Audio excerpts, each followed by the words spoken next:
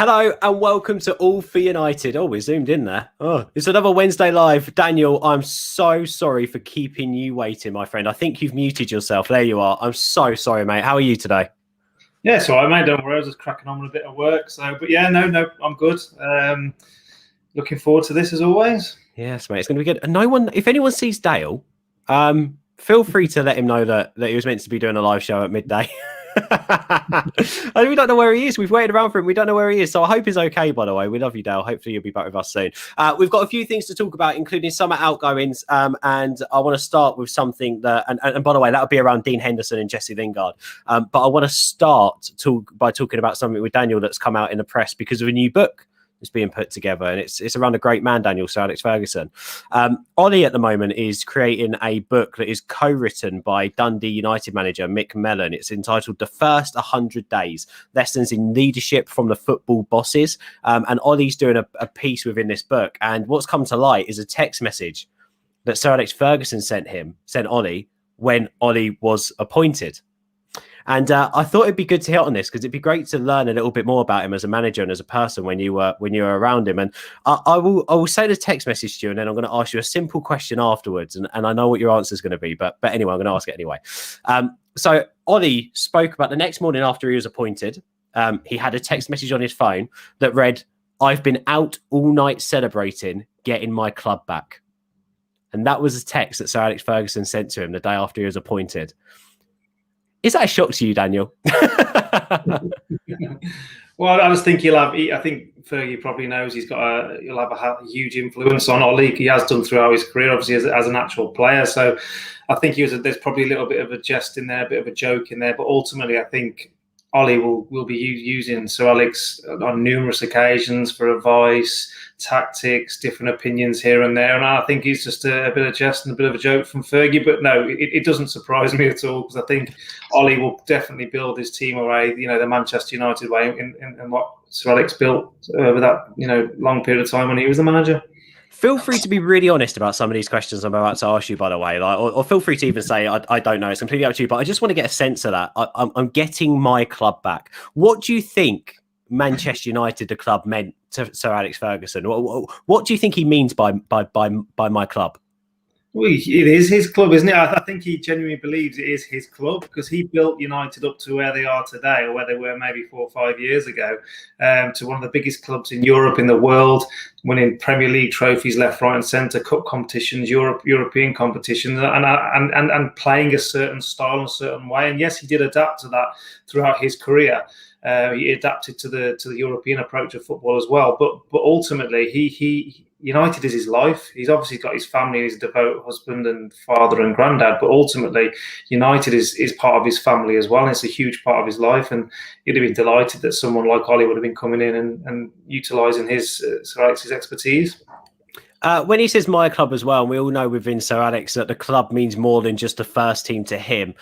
You as a graduate, you coming through the ranks, would you often look over and see him there? And did he ever have an influence on you guys individually, yourself and your teammates? I don't know if you've got any other stories of teammates potentially meeting him and coming in the changing room and talking about him at youth team level. But how much of an influence was he at the time? Oh, yeah, he built that club from top to bottom, didn't he? And he had input in every aspect of Manchester United, believe you me. I remember one time, I suppose it is a good story, but it's not a good story, and you'll understand why. So we played City in the reserves, and we got beat 5-1 or 5-0. I can't remember how much it was, but they battered us, absolutely destroyed us. He obviously watched it on MUTV, and we were meant to have a day off the next day. But instead of having the day off the next day, he told obviously the reserve team manager, I can't remember who it was at the time, maybe Ricky Spriger, to get the lads in.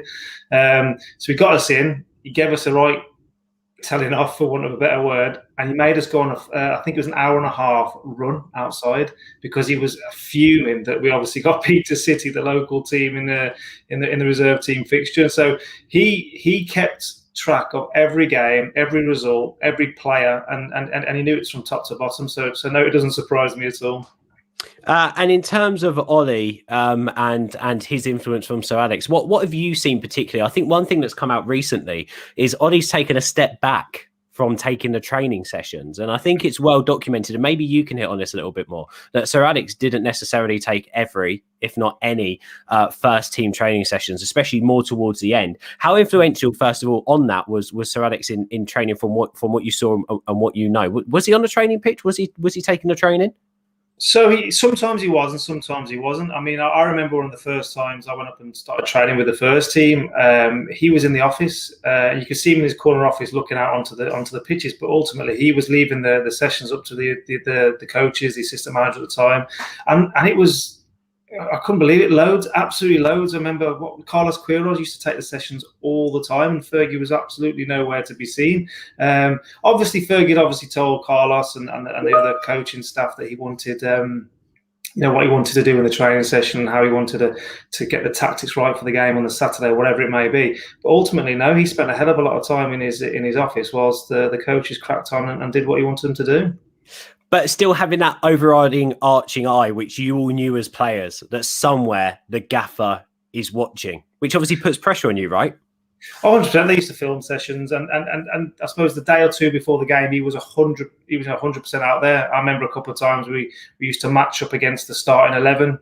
The reserve team players or the fringe players used to match up against the starting 11, as I told you before, for the game on the Saturday or the Tuesday night, whenever it may be. And he was definitely out then. He was making sure the players were up to scratch. He was making sure that each individual player knew exactly what they were doing and how they had to approach the game. So when it mattered, he was really out there. But I suppose if it was like a Monday morning or a Tuesday morning and there was no game to the Saturday, it wasn't obviously, he didn't have to be out there to make sure everyone was, on the right page. And we spoke earlier on slightly about the influence that Ollie's taking from Sir Alex, and you've mentioned some of the things. I'll brought one of the things, but in other contexts, can you see anything else yourself that makes you think of that is similar to how Sir Alex used to approach games or used to do things? Maybe some things you've heard in the press or some things you've heard from former teammates. Maybe just anything that has triggered that for you. I think it's more coming out of Ollie's mouth, how he sometimes approaches games and talks about games prior to the game, and how he talks about the Manchester United way, attacking football. And I genuinely think that he has tried to bring the attacking game back to United, because it's been a bit laboured over recent years, hasn't it, as we've all seen. Mm-hmm. So I do think he's tried to bring that so-called Manchester United way back to the club. I still think he could take he's learned up the best, hasn't he? But I do think sometimes he could not dig out players, and maybe he does in the change room. But like after the performance on Saturday or Sunday, whatever day it was just atrocious, wasn't it? So after the game, I do think he could have come out and given an old school Fergie interview and given the players what for, and saying how bad they were, because they were bad. Mm-hmm. Yeah, they were. And we will get onto that in a second. We're also going to be chatting about potentially United have set a price tag on Dean Henderson, and Jesse Lingard's spoken out about how he hasn't reached his peak, and the role Gareth Southgate played in his move as well to West Ham. So we'll get onto that. But right now we're talking about the quote that Solskjaer's put in a new book that's due to be released soon, of when he was appointed. He woke up in the morning, had a text from Sir Alex, and it read, "I've been out all night celebrating getting my club back." Knowing the... I want to think of the right word. Is it ruthless? It's not vicious, but also that side of Sir Alex, where you will. I suppose actually you can hit on this better, but just from the outside, when he's not happy with something. He's not going to mince his words when he's not happy with something. Do you also see that there? That text have a little bit of a middle finger up to some of our previous managers and the way that they've done things. Can you see that as well? Oh, 100%. I mean, you imagine Fergie watching some of them games with Van Gaal and Mourinho was managing. He must have been going absolutely mental inside, and no doubt his wife got the brunt of it when he got home, because he'd have been absolutely fuming with how United approached the game, how they played the game, the tactics that were on show. He believes and knows that Manchester United are the biggest club in the world. He knows that United should be competing every single year for Champions League trophies, Premier League trophies, or at least be in there in and around it. Whereas before, it had been driving him insane, absolutely driving him insane. So, yes, I do think he could have been celebrating all night, thinking how positive the Ollie, appointment could be, and the fact that he could actually have a bit of input. And I think I've noticed some of the comments on the chat here. I think Ollie would be silly not to tap into Sir Alex's knowledge and experience and different ideas he has going forward, because he was the master at it. He proved it year after year. Do you know what? I had a theory when Ollie first came in. I'm going to say that theory now, and you can tell me that I'm ridiculous, because obviously you saw Ollie play, and you've been around Ollie as well, and you've been around the club. I had a theory when Ollie first came in as caretaker manager, that Mike Phelan appointment was him going to be acting as Fergie's earpiece and influence on everything that's going on. Because we've also got to remember how influential Mike Phelan is, and how, as he was as Sir Alex's assistant, how well he knows the club, how well he knows the Premier League too, going abroad and working as a club, a club secretary. I think he was a director of football wherever he was out in I believe it was Melbourne.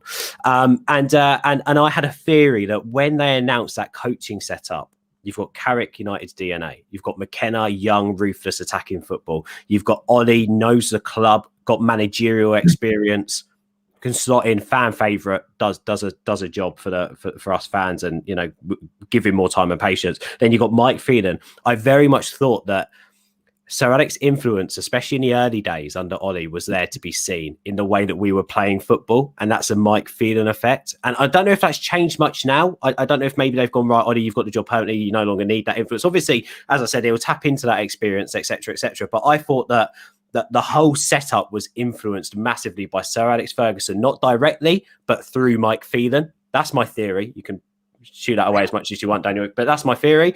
And I think it's going to be interesting where we go. And I think it's interesting what you say there on the coaching sessions and taking the training, because one bit of criticism that's always thrown is, well, we're not doing the basics. How much training are we actually doing? What style of play do we actually have at the moment? Why aren't we improving on the pitch?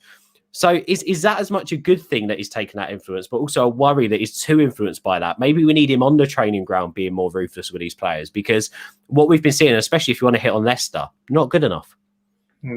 No, first of all, I don't think you're ridiculous. I think it's a good theory. It's not a bad theory at all, and there's probably an element of truth in it, quite a lot of element of truth in there. So he was bringing a culture back, wasn't he? The culture wasn't there. The DNA, like you said, it wasn't there with Van Gaal and Mourinho and somewhat Moyes as well. Moyes obviously had a difficult job in the situation where he came in. But yeah, it was all about bringing that culture back. And who better than to bring Mickey Phelan in to help bring that culture back, because he'd been there, he'd done that, he'd won trophies, and he had a great relationship with Ollie and players going forward. So yeah, it's fantastic. And in terms of the players and Ollie being on the pitch, out in the training field, I get that, and maybe he could be out there. But I read somewhere where Ollie said he's picked up players from Fergie's era, Moyes era, Van Gaal era, Mourinho era. They've all come in to play different styles of football. Mm-hmm. So you've got to give him time in terms of getting all the players in, because some of the players are still there, and he's got to get some of them out still in the summer transfer window, and he's got to bring more players in that suit his style of football. So to build a culture at the club takes a lot of time. It doesn't take 1 or 2 seasons. Klopp showed it at Liverpool. It took a while for him to build a Premier League winning team. So you've got to give Ollie that opportunity to do that, to bring in those players that suit his style of play, and obviously bring that culture back.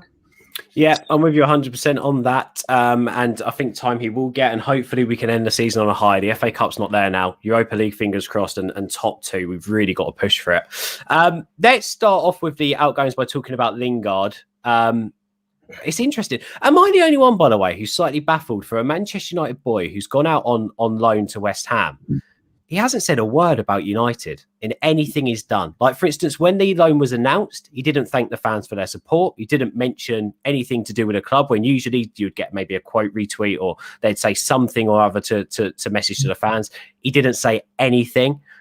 Even now, he's not really replying to United fans. It's all replying to West Ham fans, which obviously I get. You're at a new club, you want to get on the right side of them. But he knows how big the United fan base is, and how many support messages he must be getting from a majority of United fans. But also, he's done an interview now that he's joined up with the England squad. He spoke about Gareth Southgate's influence on his move to West Ham. And he's also said, to a question when asked about United, he didn't mention United's name once. He just said that, see what the future holds. I feel fit. I feel athletic. I feel confidence. I need games. I need to play a lot of games. I'm 25. But said nothing about his ambitions to play for the club at all again. What do you make of that, Daniel? I find that slightly odd for Jesse Lingard. He is a Manchester United boy, and I know things have gone wrong for him slightly at United, but I just find it slightly bizarre. Yeah, it is bizarre, but then I think he has peppered by United fans. Not all of United fans, obviously. He has been. He got a lot of stick, didn't he, from fans on social media. Watching the games and hearing the crowd sometimes got on his back, and that can affect a player, and maybe that has knocked him down a peg or two. But ultimately, United have brought him through. They've coached him up. The fans, the majority have been fantastic with him. So it is kind of strange that he's not mentioned, the fans or the club at all. And I can only presume that in his own head he sees himself leaving Manchester United in the summer transfer window. I don't think it'll be a huge loss for United. I think he's been fantastic since he's gone down to West Ham, and I'm glad he's done really well there as well. But I think he needed that fresh start. He needed those games because ultimately he was kind of going a bit stale at United. So I'm really happy for him, but also I do agree with you. It is strange that he hasn't mentioned the club, but I think he's also, the value of Lingard's gone up since he's gone down to West Ham. So instead of maybe selling him for 15 million, we might get 25 million because he's been phenomenal since he's gone down to West Ham. And ultimately, I think that's a win-win situation for both Lingard and United. Mm-hmm. What about if it came up, Daniel? Your thoughts on this? Doing a deal that involved Declan Rice. Is he the man to solve United's midfield problems? I think he's a great player, and he's definitely worth a shout or worth a shot, because for me, I think that CDM position is huge. Yes, we've got players that can play in around that area, but for me, Declan Rice is just getting better and better season on season. So for me, if we can come to some kind of agreement where we get him, ship Lingard over to West Ham, and obviously there'll be a nominal fee involved, maybe, I think that could be a great move for all parties concerned. See, I've got a very opposite view on Declan Rice and coming into. I'm not taking away. Didn't we speak about this? I can't remember if we have. I'm not taking away he's a player with a decent ceiling. I just don't think he's there yet, and I think actually he has got the perfect partner to complement him in Souček at the moment to make up for his slight defensive liabilities and to ease the pressure on him. And I think the one thing that we've seen quite nicely with the Moyes teams, the Moyes team at West Ham, is that those midfielders are like that. They don't move away from each other. They're so tight. The ball is always on to either of them. And then you've got the defensive line behind. I think they've played the most backwards passes out of anyone in the league. Like, honestly, the way they play is so narrow. Yeah. United's the opposite. And United are always pressed with higher intensity than I've seen a West Ham team ever press with. They just, when you go and play against West Ham, there's not the fear factor there as much as there is United. You want to get in United's faces. You don't necessarily get in West Ham's face because you're not as worried. For me, I just feel like Declan Rice has still got a long way to go to become one of the best in class in his positions. Is he in the top 5 in the league? But potentially, yeah. But are we at the moment lacking in quality in those areas, the defensive midfield position? I think so. I think the best defensive midfielders are potentially in Europe, although I think we maybe have the best one in the league. And that for me was the guy who showed it against us at the weekend, and that's Ndidi. I just think he's phenomenal. I think he's absolutely phenomenal. And I think if we're looking to get someone best in class, we go for an Ndidi. I think there's then other players out there potentially that we could look at, but I am concerned with Declan Rice because I feel like if we buy him, and I don't know if you can hit on this, Daniel, feel free. You've seen players come into change rooms, and had opinions on transfers throughout your whole career. When you bring someone like Declan Rice, it very much feels like you're investing in someone for the future. Mm-hmm. So, 2 to 3 years time, Declan Rice is going to become one of the best midfielders in England. Therefore, United naturally should progress with him and win trophies. I feel like United need to compete for the league next season now with the position we're in and do better in cup competitions, no matter what happens this year. So I think you've got to buy someone who comes into the side and you go, yeah, do you know what? That defeat against Crystal Palace at the start of the season doesn't happen with an Ndidi in our midfield. Do you know what? Actually, the way we played against Liverpool, we could have been a little bit more ruthless and we could have played a bit more attacking because we've got more trust in having Ndidi in that midfield than Fred or McTominay. That's where I'm coming from with that transfer. I don't think he's the right player right now. But I suppose hit on that a little bit. How much confidence does the team take into a new season after having a summer transfer? How could that impact the side? Well, it all depends on what other players we get as well, because Declan Rice is not going to, help us challenge for the Premier League. He could be. He's one of 4 that we need, if we're brutally honest, and that's a minimum. We need 3 or 4 players that are going to compete with Manchester City next year. It's as simple as that. We need a centre half, we need a striker or winger, potentially even an attacking midfielder and a defensive central midfielder. That's for me. That's what I think we need to be able to compete. And I think Declan Rice, along with 2 or 3 other players like that, could be a huge help. And yes, I do think he can come in and make an impact, because if you think he's going to be that kind of player in 2 or 3 years' time, there's no reason why he can't develop a little bit quicker than that, or get a little bit better than that time scale, gives us. And he could come in and he could just light up Manchester United. He could. Do we believe, though, that we've got the coaching staff at the moment, Daniel, and potentially even over the last 2-3 years, can we see that United could sign a player like Declan Rice in his 6 months, fast forward them in their, so to speak, potential and ability to be that player that we think potentially they could be in 2 to 3? Does that make sense? Do we feel like we have got the people at the club to be able to do that now? Because that's where my slight concern is. I'm not sure. Yeah, I'll be greedy. I'm not sure, but I also don't think Declan Rice is 2-3 years away. I do think he can come into a dominating team and be a dominating midfield player. If he's playing alongside the likes of Pogba and Fernandes every week, I mean, that's a phenomenal midfield 3, that is. And with other players to come in and around, like McTominay, Fred, for me, he's got players play better with better players, if that makes sense. You go into a better team, you're going to perform better. You're going to have the fan base as well that United offer, the fans there on a weekly basis. Obviously not at the moment, but next season he could just grow into that role, and he's already proven it for West Ham and England that he's a top central midfielder. So you don't get talked about if you ain't got the ability, and for me, he has got the ability. So whether it's 2-3 years, like you're saying, or if it's 6 months, who knows? But good argument about can he develop with the current coaching staff. Time will tell, I suppose. Cheers, mate. I do try to put good arguments across. But if you had a choice right now, though, you could only sign one of them. It's in that position, Rice or Ndidi. Who'd you go for? I would. It's a tough one, isn't it? Tough one, but I would generally go for Rice just because of the. Okay.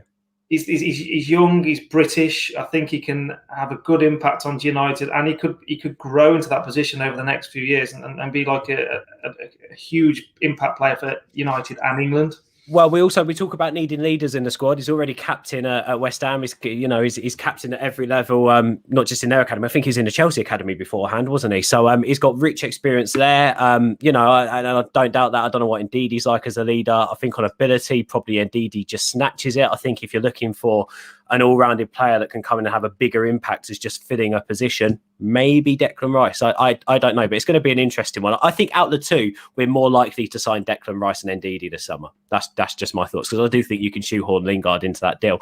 Interesting by Ugly Bear here on James Garner. All I'm going to say on James Garner is fantastic footballer. He's always shown promise.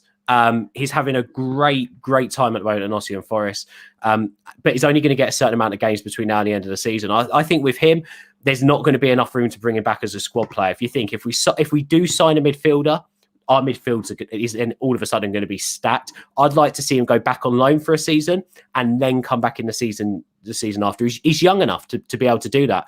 If he can play some Premier League football next year, fantastic. If he goes back to Forest for a full season, even better, because the fans love him there. And he's clearly growing as a footballer at that level. So, I do think that that we have to wait and see with that one. We're strapped for time. We've got a couple of minutes, but I just want to quickly hit on this, Dan, and that's the news on Dean Henderson that's coming out today. Apparently, Tottenham are fed up with Lloris's crap. I can't believe he came out and said what he did, by the way, after that game. Like, and Mourinho, to keep him in, shows how deprived of options he is, because he literally came out and stuck the middle finger up at his whole team and Jose Mourinho at the same time after that Europa League loss, which is fair enough, but you just don't do that. A Mourinho player historically doesn't do that and survives. So now they're talking about Tottenham showing interest with Dean Henderson. Apparently United have set their transfer price on him. Apparently £40 million is what the Sun have said, which I'm going to call bullshit on, by the way, because Chelsea apparently said to United discreetly, we'll take him for 60 million this summer if you're looking to sell him, which was obviously last summer. 40 million is not the price tag for Dean Henderson, is it, Daniel? No, I read exactly the same article as what you're saying, and yeah, 40 million. I thought, and then I read that they put that price tag on him to try and put clubs off. I think, well, that wouldn't put clubs off. That would be an absolute bargain at 40 million. He's been phenomenal. For me, he needs to stay at United for the long term because he's England's future number one. He's United's future number one if given the opportunity for the next 10 years. So for me, I wouldn't accept 60 million for him. I wouldn't accept 40 million. Of course, I wouldn't accept 40 million for him. So for me, it's a bit of a non-story for me because there's no way United are going to sell him. He's too good. I'd much rather let De Gea go. And I don't know what you guys think or the people, the guys viewing today's show. But for me, I'd much rather keep Henderson over De Gea. I just think he offers a lot more going forward. Do you think that he should be the number one next season, Dean Henderson? Yes. Should he be the number one now?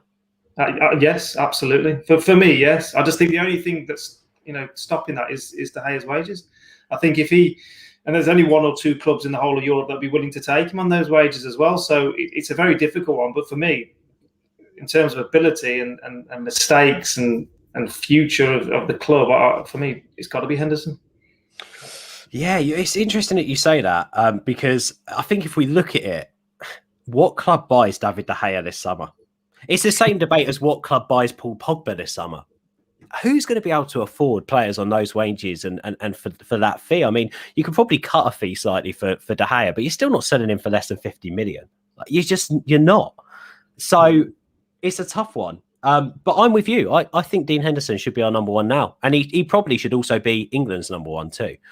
Because if you're playing consistent games for Manchester United at the top level, which he has done the past 6 to 8 games, he has to be the country's number one keeper, no matter how good Nick Pope potentially is and how good he's been this season. For me, Dean Henderson needs to be starting for that England squad over the next couple of weeks. But we shall wait and see. It's going to be an interesting summer and some interesting rumours coming up. Dale, we've missed you today. We'll hope you're back next week, pal. Daniel, thank you for keeping patience with me. Guys, I'm sorry that we're slightly late today. I got caught on a business call. But I hope you're well. I hope you're all safe. Thank you for getting in the live chat. Sam, Skeptic, Ugly Bear, Brendan, Rich in there as well. Guys, thank you so much for liaising with us and getting your thoughts in the live chat. Smash a like on this video for me now quickly. If you're not on our YouTube channel, come over and smash a like on the video for do it for Daniel. He said some fantastic stories about Sir Alex today. Go and smash a like. A bit later on tonight, 8 o'clock, we're rounding off our Busby Babes specials with the Manchester Munich Memorial Foundation. Authors Tom Clare and Roy Kavanagh are also historians. They watch the Babes play. Are going to be joining me and Patrick, the chairman of the Manchester Munich Memorial Foundation, 8 o'clock tonight to chat about the great Sir Matt Busby. Please join us for that. It's going to be a powerful show. For now, I'm going to say bye, Daniel. Speak to you next week. Cheers, guys. Absolutely. Looking forward to it, mate. Looking forward to it. Take care, everyone. Speak to you soon. We're out of here. Ciao.